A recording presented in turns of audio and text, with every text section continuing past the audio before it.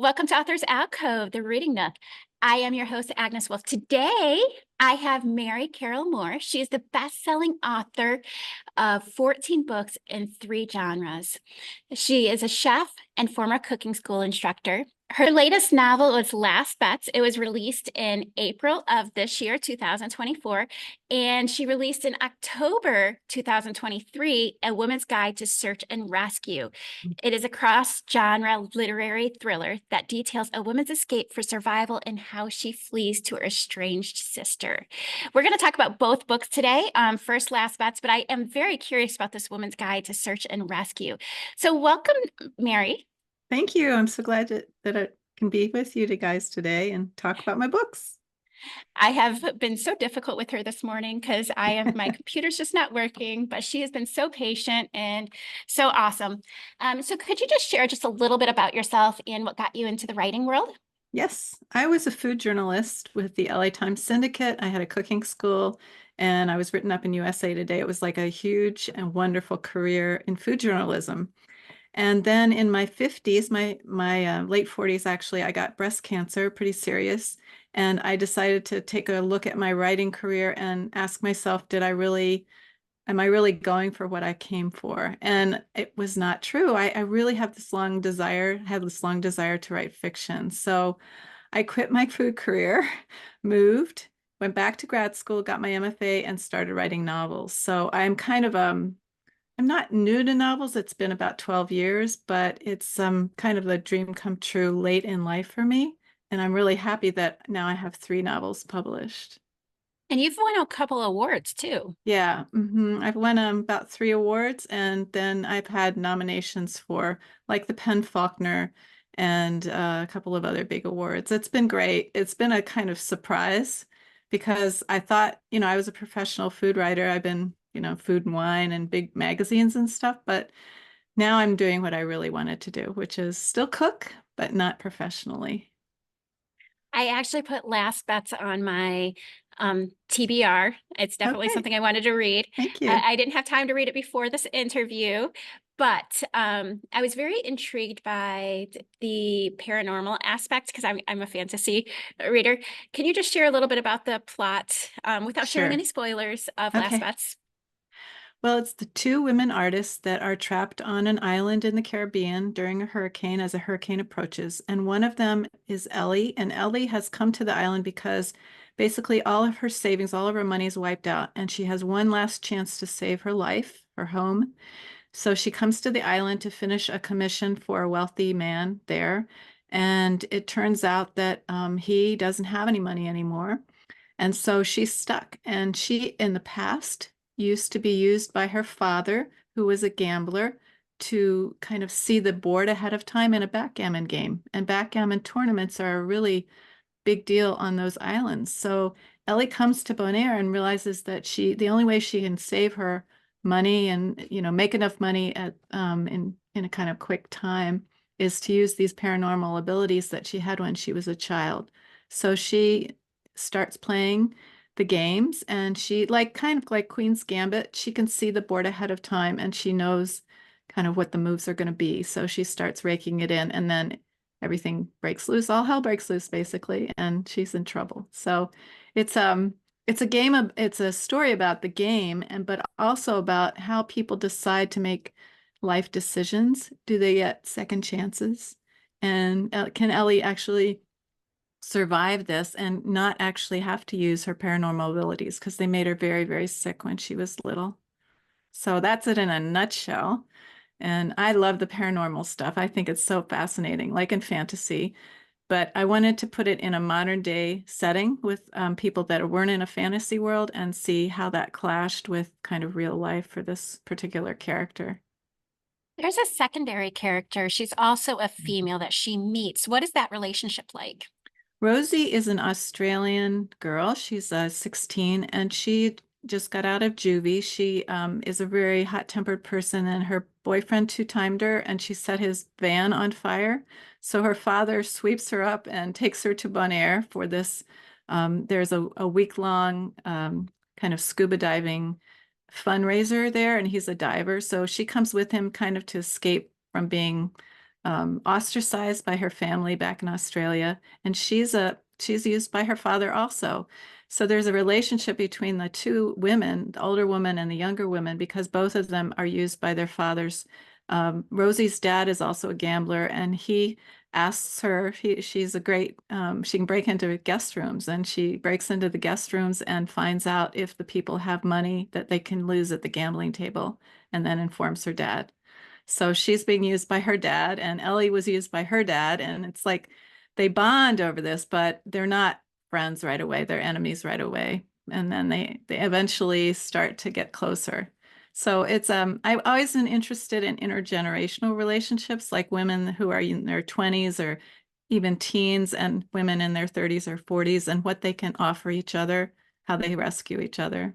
I actually have found that that's a very powerful dynamic. Like in my own life, because I have had both older people that are my friends, and now I'm starting to have some younger people that are my friends too, now that I'm getting to the older age. And it's just, I think that there's so much that we can learn from one another that you don't necessarily learn from people that are your own age. And so I Yes. like that dynamic. Well, I think that one of my themes that I like to work with in both of my novels that we're talking about today is found family, the concept that your biological family or the people you grew up with may not know you the way you want to be known as you grow. And so there's people out in the world, your pod or your tribe, that you actually will meet as you get older. And those are the people that really accept you for who you are. And this has always been something very fascinating to me. So when I set up these character relationships in my novels, it's all about who is their found family and how are they going to find them? I that was actually going to be one of my questions Oh, was good. about the found family and why that was important to you. That I totally agree with that. And you also have that same theme in A Woman's Guide to Search and Rescue. Is that correct? Yes, the two estranged sisters, both of them are pilots. One is the product of the affair of her father, and the other is the legitimate daughter. And they've been estranged for their entire lives. And then the woman who's the product of the affair, the younger woman, she gets framed for a murder, and she has to flee. And she grabs a plane, she steals a plane, and she flies to the only place that she can think of that would be sanctuary that no one knows about, which is her estranged sisters. But she crash lands and she gets caught in crosswinds and crash lands, and she's rescued, but now her sister's harboring a fugitive, and it really complicates the relationship. The thing they most want, both of them, and the same with Ellie and Rosie on Bonaire, the island, they want to be loved, they want to be accepted for who they are, and they want family again. They want some kind of family. So these two pilots are trying to find family again too. So there was inspiration behind this particular one, and it happens to be your mother. Is that correct? Yeah, Can my you share that mother. story? She was a pilot. And I loved it when I was growing up. My school friends would ask me, like, what does your dad do? And I say, well, my mom's a pilot. It was like so cool to have a mom who was a pilot. She was a pilot in World War II, and she flew bombers, actually. She transported bombers from the US to Canada. She did training exercises. And this was during a time when the men were being sent overseas. And so women were being used in certain service avenues. And so my mom applied to be in this special program, and I think there were 20,000 applicants, and only 2,000 got accepted, and she was one of them. So I grew up with this legend, this person in my family that was so amazing. And I kept trying to get her to talk about her pilot years, like she crash landed in LaGuardia, not crash landed, sorry. Her engine caught on fire and she had to land, it's called dead stick without an engine in LaGuardia.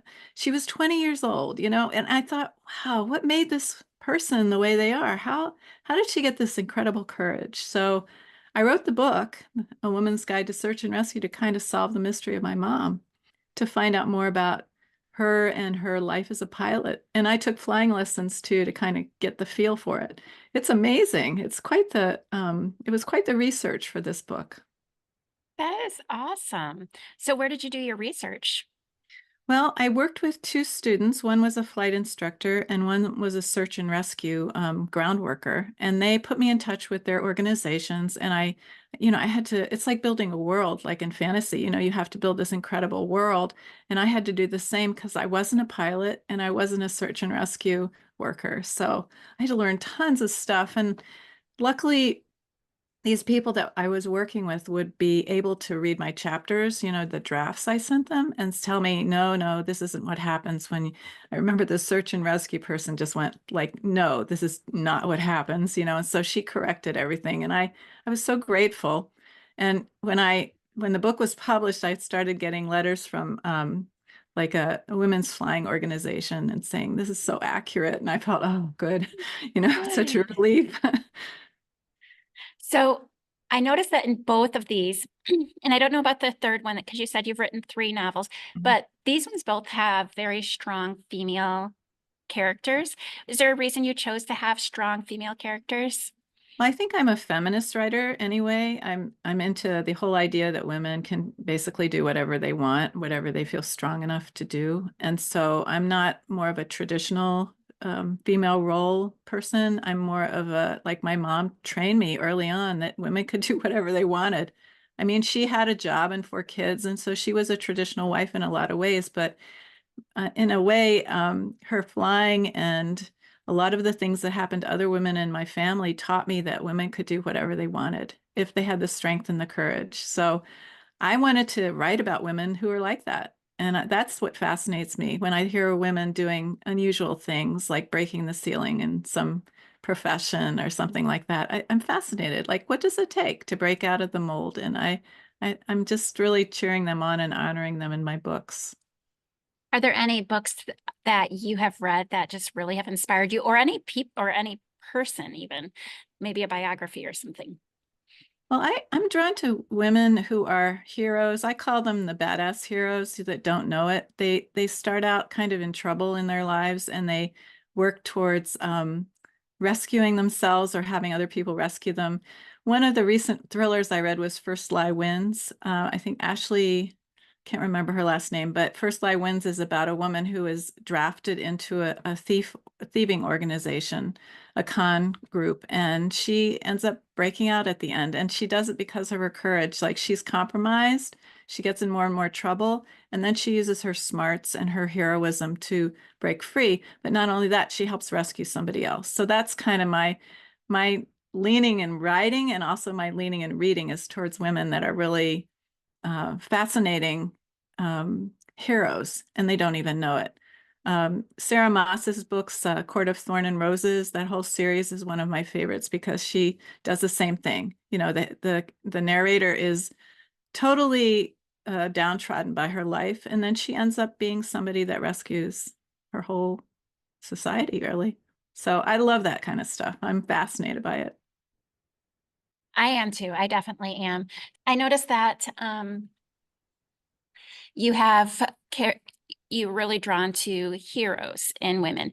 Is there in or excuse me, in Last Bets, would you say that there's a hero in that one or one of the women? I think so. Yeah. I don't want to again spoil the book, but during the hurricane, Rosie has a choice to either, both of them actually have a choice to either take care of themselves or take care of each other. And both of them decide to take care of each other. I mean, even the fact that they were both competing for the same man on the island, for instance. And so they're not really close, right? At the beginning, they're both very self-focused and trying to save their lives and get back to some normal. But they both in the end decide that the friendship is more worthwhile. And so they abandon their kind of self-focused plans and take care of each other and rescue each other in the end. So I think that's kind of the heroism that I'm looking for in my books and in books I read as well. I think that, just the power of a female friendship is even really powerful. And it looks like you have it in both. The second one, it's more the sisters, but still, that friendship. I think that that's a very powerful element as well. One of the things I also was intrigued by is that you don't stick to just one genre. You're kind of a cross genre novels. Do you mind just sharing like what genres you consider last bets, and then also on the flip side, the one that's for the A Woman's Guide to Search and Rescue? Yeah, I was told by my agent and in the publishing industry that Woman's Guide to Search and Rescue is called a literary thriller. And the reason is that it has a thriller plot, meaning there's a crime and somebody's being chased, but it's literary in that the focus is on the characters.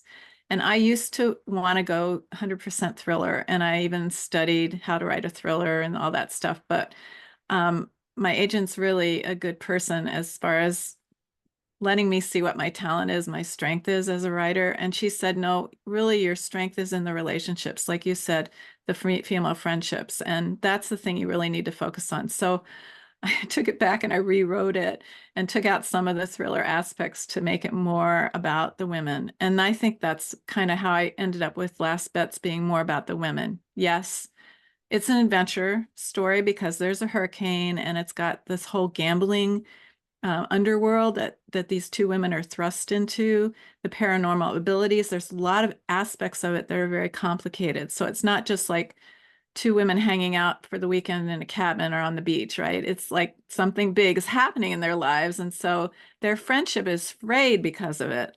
And they're tested and they're constantly under this challenge. So I wanted to show how women's friendships are actually forged during times of challenge. And I think Last Bets is kind of classified as a women's adventure or women's friendship. So I hope that answers your question. I don't know, but those are the places that I've landed that I think I've landed.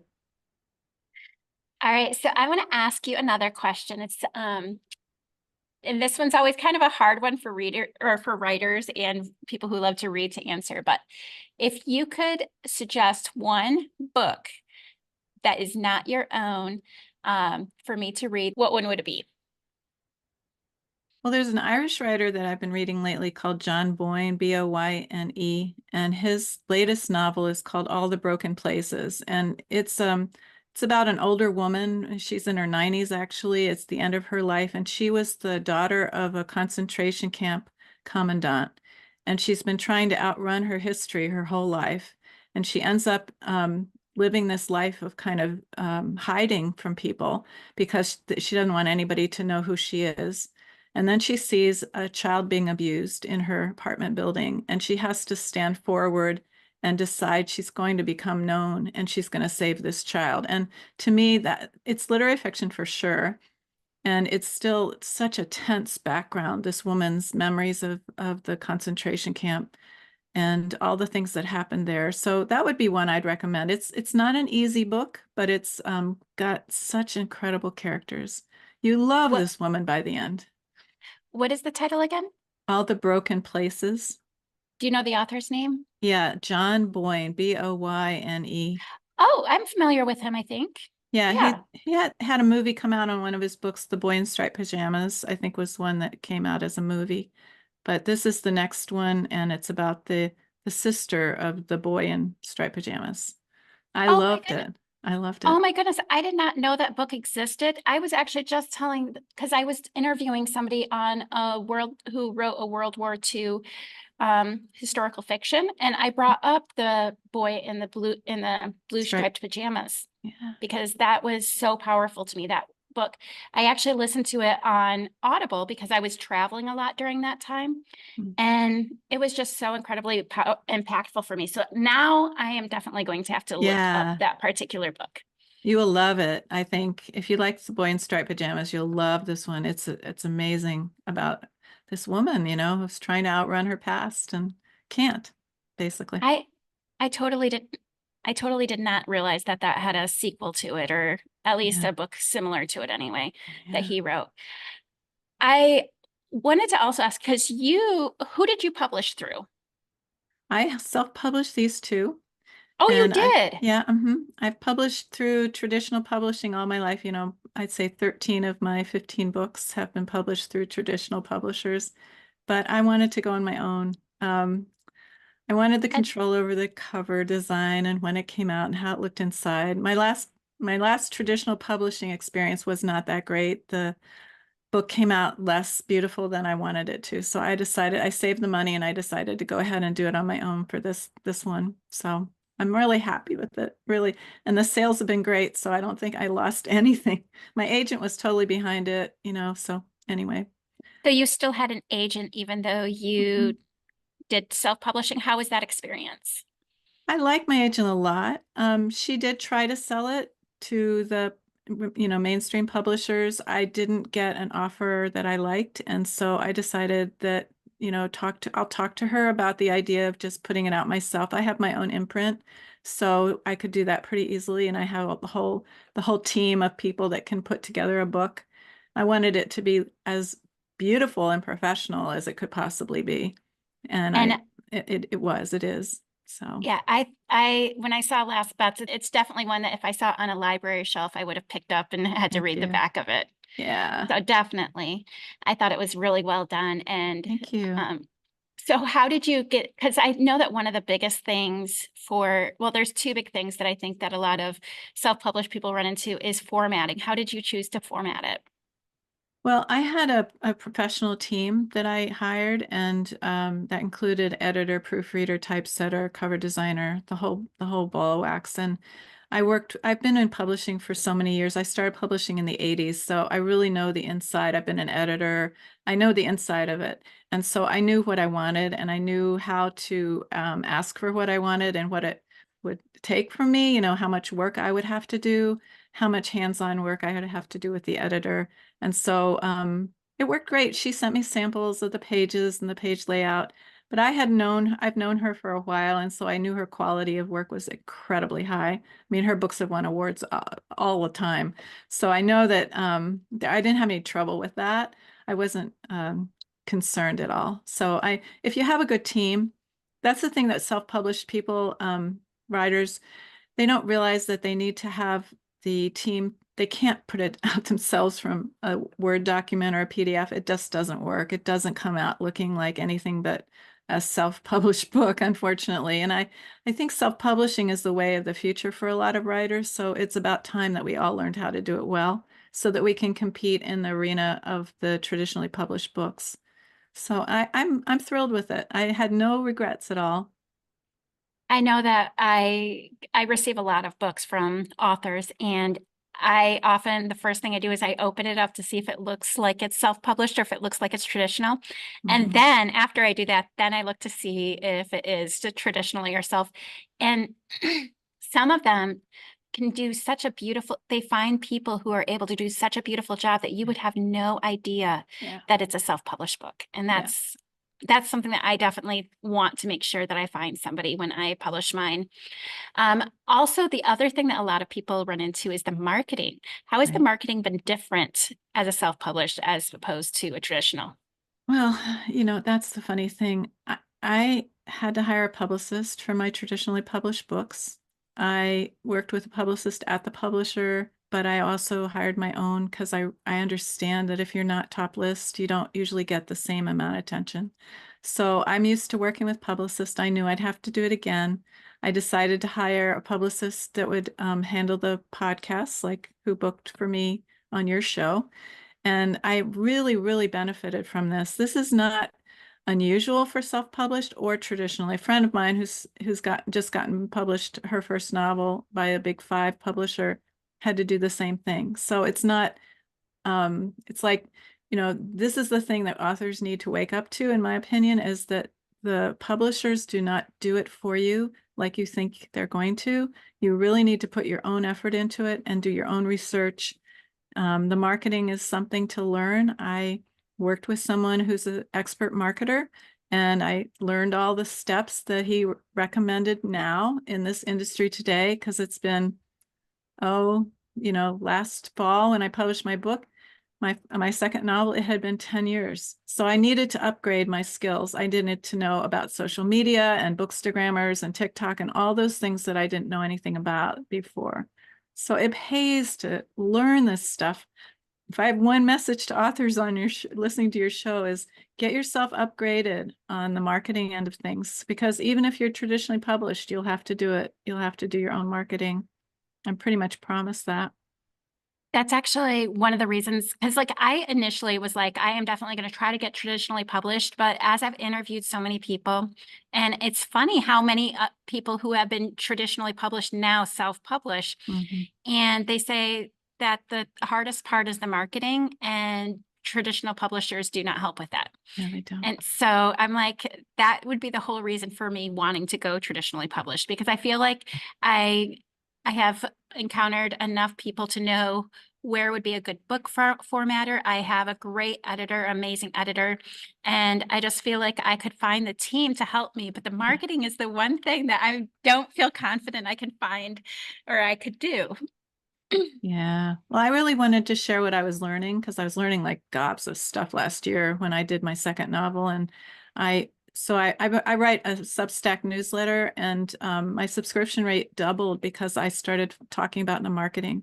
I talked about how I did every step of the marketing for my second book, and then now the third book, and how it's different for the third book. It's been just really helpful for me to share what I'm learning as I go, because I know that there's a lot of information on the internet, but it's hard to kind of get in one place. You kind of need a marketing handbook if you're going to do this yourself. And so there's steps that I tried. I tried certain things, they didn't work. I tried other things, they really did work. So I wanted people to kind of save money and save a time knowing what worked and what didn't ahead of time, right? So this is a book or a newsletter? What is This it? is my newsletter. Yeah, I've written a newsletter every Friday on Substack, and Uh, I've been writing it since 2008 on a different platform, but I moved to Substack last year, and my subscriptions doubled because of what I was talking about. I think there are just tons of people out there who are hungry to learn marketing and to learn how to do it in an authentic way that fits who you are, and not, you're not selling yourself in a sense. You're actually reaching the people that are the real readers for your book, rather than just like blanket marketing all over the place. It's really, really different, a different approach. so So how can they find you? Do you have a link on your website website. to, Yeah, I so if have they go a to your, go to my website, and at the bottom of each page, there's a sign up form for the newsletter. It's free, but you can also go to Substack and just search for Mary Carrol Moore. Two R's, two L's, two O's. it's kind of funny because I actually did not sign up for your newsletter, and I usually sign up for most of my authors' newsletters. I'm going to have to definitely do that as soon as I get Thank off you. here. So that way, especially if you're teaching about marketing, because that is Yeah. where I'm like, "Ah." Oh, But yeah. anyway, I just want to thank you so much for taking your time. But I do want to ask one more question before Sure. you go. And, when I first started, I would ask people, what is one piece of advice you give to a not yet published author? But I found that this is the question I'm liking more is, what is one piece of, or what is one thing that you learned since the first book that you published that you feel everyone should know? Way back. Mm, Anything along the way? what I learned was kind of be true to myself and try to not match the trends, because the trends come and go, but stay with my particular talent and voice as a writer. Back to that story where I tried to become a completely thriller writer and was told, this is not your strength. You need to write about women's friendships because that's the thing you do well. And so to find that thing you do well and stay with it, no matter whether it's like popular or not, it just stay with it, because that's the stuff that will bring you readers, those real readers that will stay with you. So that's the piece of advice that I wish I had known back when I first started. Thank you so much. I really do truly appreciate your patience during this, because I know today has been chaotic. She has been such a trooper today, as I have been trying to figure out my computer and not being able to get to the room I needed and all of that. And she's just been so patient. I've been really thankful for that. I also would like to thank my listeners for listening. If you've been listening for a while, please rate my podcast. This allows not only my podcast to get before more listeners, but also my authors' books to get before more readers. So, and if you enjoyed this episode, you might also enjoy my marketing talk with Michelle Hirshorn. Again, I had the privilege of talking with Mary Carrol Moore, who wrote the book Last Bets. You can find them on her website, as well as the other one at marycarrolmoore.com. You can also sign up for her newsletter there as well. Thank you again so much, Mary. I Thank appreciate it. you. Thanks a lot. Thank you for joining us in Authors Alcove, the Writing Corner. We hope today's discussion has inspired and informed your writing journey. Don't forget to subscribe, rate, and leave a review to help us reach more writers like you. And remember, we are brought to you today by the letter S, as in Scrivener. your partner in crafting and organizing your story. Again, if you would like to support me through Patreon, that is always appreciated. You can find both of these links in our show notes. You can also listen to us at Authors Alcove, the healing place, where authors share about their books on healing and recovery, or Authors Alcove, the Reading Nook, where we talk about fantasy, sci-fi, and the occasional horror. Until next time, keep writing, keep creating, and we'll see you back in the writing.